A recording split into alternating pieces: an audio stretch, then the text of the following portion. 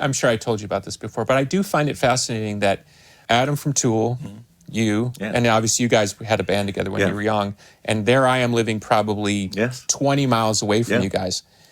And we all grew up in this same atmosphere. We all started rock bands that were predominantly riff-driven. Right?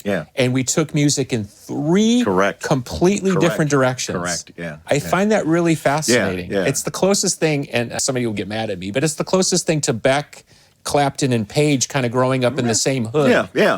And we have had our influence on what followed. So if you want to get mad at me, they can. That's not an insane theory. That's not an insane but I find it really fascinating because what was it in the water that we were all drinking? Well, there's, I mean, the one thing that all three have in common is metal.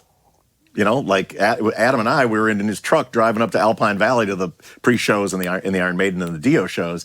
And then I think what's interesting is how like that metal DNA appears in all three, but then there's how it branches off. Might be comic books for all the hell we know, right? Yeah. I think I do see a similar in this, and when we have a mutual love of Priest and Sabbath.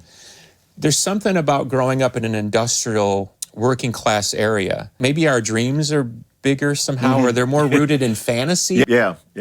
Because it's so dreary. That's right, You know? Like what is beyond the Dairy Queen? Like, you know, and because you've lived here for years, and we all have friends here.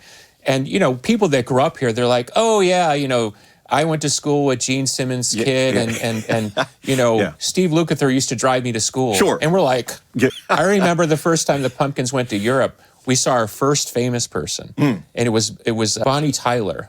Oh my gosh! Total Eclipse of the Heart. She was in the same hotel. And we're like, oh my God, it's Bonnie Tyler. And nothing against Bonnie Tyler. Cool.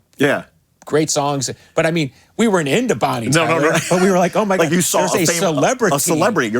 My first famous person was Daryl Hannah, who I saw sitting in the back of a car in Westwood, and I went to a payphone to call home. See?